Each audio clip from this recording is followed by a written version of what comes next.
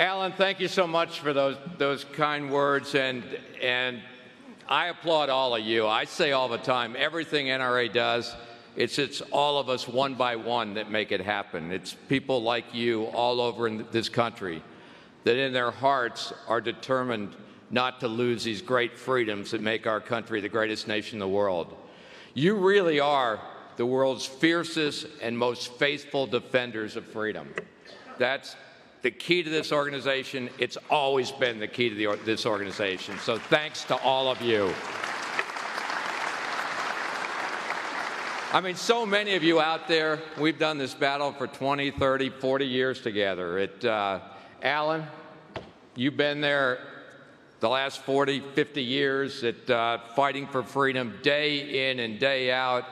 You're one of the true great American patriots. And how about all of you joining me in applauding Alan Kors, NRA president, for his service?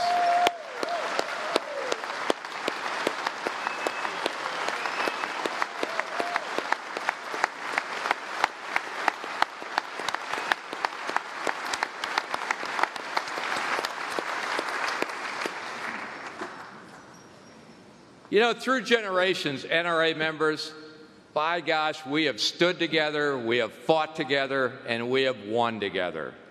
And as Alan said, we did it again last fall. And I'm going to tell you something. And the leftists may deny it, and the media, yeah, they'll probably ignore it. But President Trump, he knows it. NRA members helped put him over the top, and it's all because of you and folks just like you in all states throughout our country. The NRA, yeah, it's true. The NRA helped put President Trump into the White House, and aren't we darn glad we did it?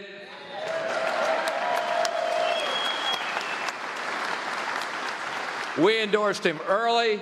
We stuck with him when all those so-called media experts were out there scoffing at us. We didn't blink a minute.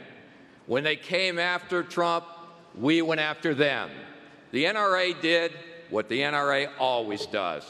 We told the truth about our support for the president, and we, as an organization, never once wavered. We never lost sight of the fact that unless we got into that fight, Hillary Clinton would have completely destroyed our rights. NRA members all over the country met that challenge, and we won together.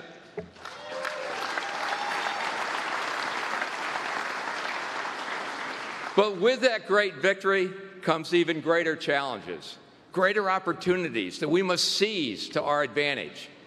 The next 8 years are the most fateful years in the history of the Second Amendment.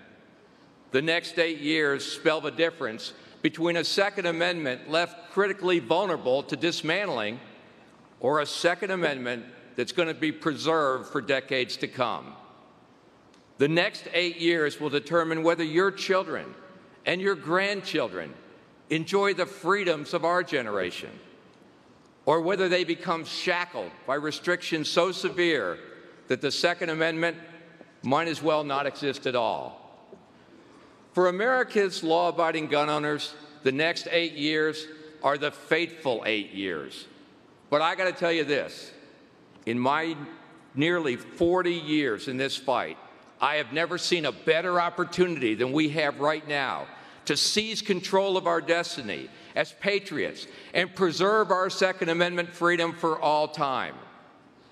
We have, all of us, have the next 8 years alongside President Trump. Yeah, let's say 8, and let's keep it 8.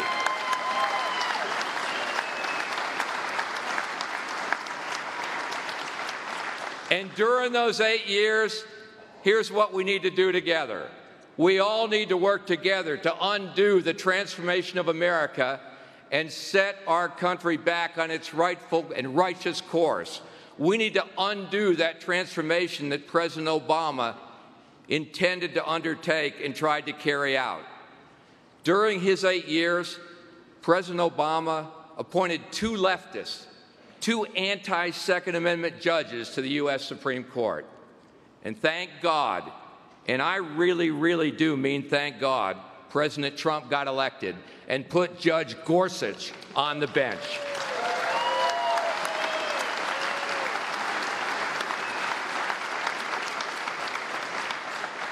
But that's not nearly enough. We can't stop there. When Obama said he wanted to transform America, he did just that during his 8 years. And just listen to this, and it tells you what we're facing. Obama appointed 331 judges to federal courts. That's more than a third of the entire federal judiciary. He flipped the partisan balance on 13 U.S. courts of appeals. When Obama took office, only one had a majority of Democratic appointees. Now, 9 do. That's how you get Maryland's Fourth Circuit just thumbing its nose at the U.S. Supreme Court. The Supreme Court's Heller decision, and I know you all know this, explicitly recognized the constitutional right of Americans to own commonly owned firearms. But the Fourth Circuit, they just ignored it. They just ignored the United States Supreme Court, and they upheld a ban on the most popular rifle in America. If legal precedent and fact can be so easily ignored and just reinvented, if a lower court can so cavalierly neuter the highest court in the land, it's game over. Law, order, and justice are gone. America transformed into some bizarre, unrecognizable society, defined not by law, but defined by liberal judges. These lower courts, all of them, are incredibly important. They hear more than 400,000 cases a year. They are where future Supreme Court nominees are found. They are the first line of judicial defense of all of our liberties. Right now, as we sit here right now today in this room, 127 federal judges are sitting vacant. We are grateful for Judge Gorsuch, and it's time now for 100 more conservative, pro-Second Amendment judges on benches throughout this country.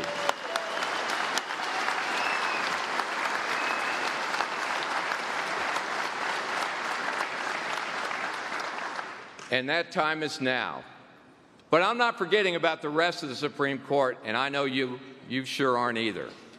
Before another Obama or another Clinton wannabe gets into the White House, before a Pelosi or a Schumer gets their hands on the highest court in the land, we have got to replace Breyer and Ruth Bader Ginsburg. It's time for them to go.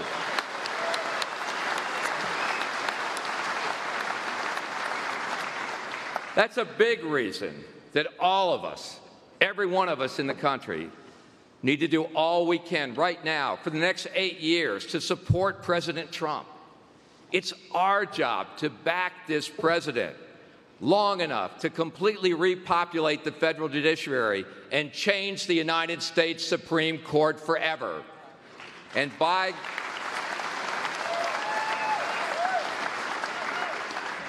by God, with your help, the NRA is going to be right in the middle of getting that job done. And the key, we're going to do it all together. While citizens of so many states, and it's happened throughout the country, like Georgia, many of you live in them, like Georgia, have seen your Second Amendment rights expanded and respected, millions of law-abiding citizens in other states are denied their full measure of constitutional freedom. Just imagine having to provide justifiable, clear evidence of a serious threat to get a permit to carry, as if somehow you can see into the future. That's New Jersey. Imagine police officers, our own law enforcement officers, not being able to will their firearms to their extended family members without a permit. That's New York. Imagine you're out shooting with a friend and you want to try out their gun, and you go to jail because you didn't go through a background check. That's Washington State. Imagine buying a gun and getting automatically just for buying a firearm put into a federal database. Welcome to Hawaii.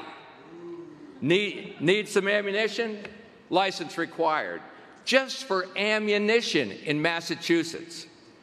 If you want to buy a handgun in Maryland, just know that your fingerprints are going directly to the state police. And in Illinois, you need a government-approved license to purchase any firearms or ammunition. That's right, even ammo. No doubt that's why Chicago's violent crime rate is so low. And let me say something about Chicago. You're going to see President Trump do what President Obama never did, which is take those existing federal gun laws that are on the books right now, and every time they see a drug dealer with a gun, a criminal gang member with a gun, a felon with a gun, they're going to enforce the federal gun laws, take them off the street, and make those neighborhoods in Chicago safe again.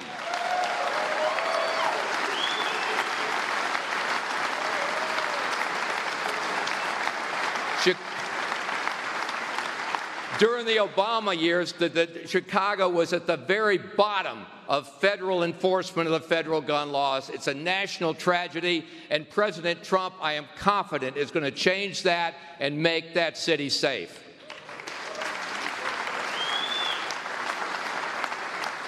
And then let's not forget about California, where the state motto, Eureka, means I've found it. Gun owners in that state, in order to buy a firearm, you got an immediate 10-day waiting period for the purchase of a firearm. Retail firearms dealers find a state law that restricts them from advertising handguns. Meanwhile, the state of California releases thousands and thousands of convicted criminals and felons back to the street, many of them violent. It goes on every day out there right now. And then let's talk about Washington, D.C., the symbolic city of freedom for the world. Violent criminals are now released so often in Washington, D.C. You know what the nickname for Washington, D.C. is now? Second Chance City. But law-abiding people who want to protect themselves from all those second chancers are subjected to all kinds of red tape just to get a license, to possess a firearm and ammunition, let alone actually buy it if you can get through all their red tape. In these states, and frankly, in some other quarters all over the country, the left-wing Obama courts literally sneer at the Second Amendment.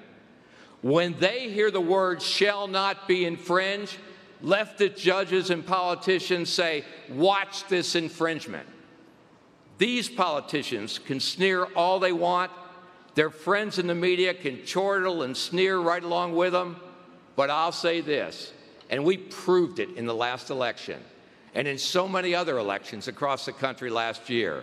When NRA members come together and stand and fight, those politicians who sneer at our freedom are beaten and sent into oblivion.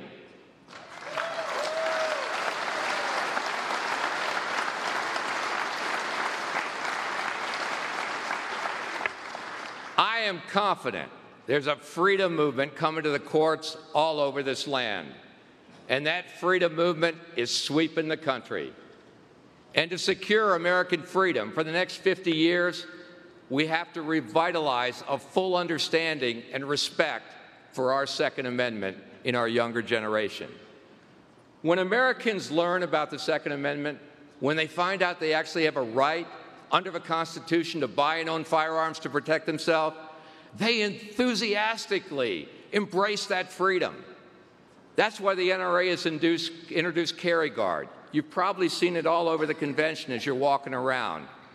Carry Guard is the most comprehensive level of personal protection training, education, and insurance for every law-abiding citizen who carries a firearm.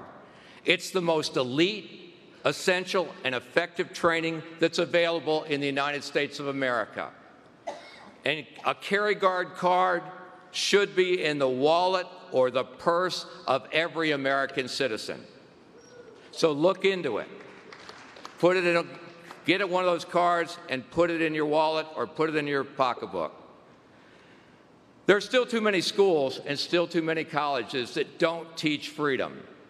In far too many classrooms around this country, the U.S. Constitution is ignored. I don't have to tell you that. Americans like you shake your head about it every day.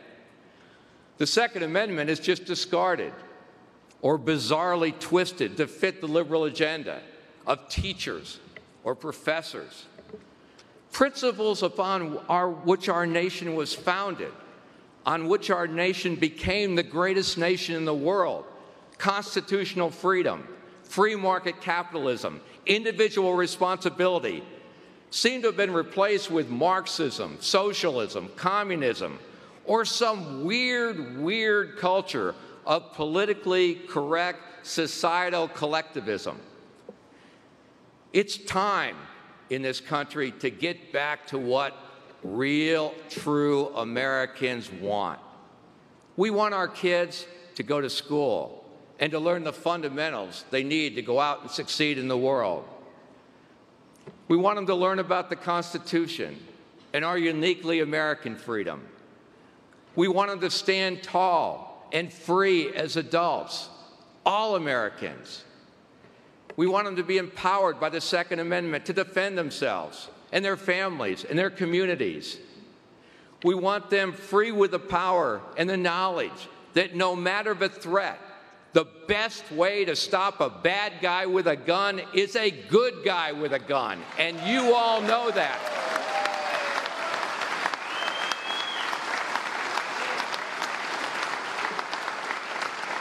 That's the full measure of freedom we want for ourselves, our children, and our neighbors, and for every law-abiding citizen in our country. That's the freedom for which we, the 5 million members of the NRA, stand and fight. We fight for that every single day. And for the next fateful 8 years, that is the individual freedom that is granted by God and guaranteed by our U.S. Constitution. That's the freedom we will never surrender. That's the freedom we will always stand for, we will always fight for every day, and we will keep this nation, the United States of America, the greatest nation in all of mankind. Thank you. You're true American patriots. God bless you, and let's fight for freedom every single day. Thank you very much.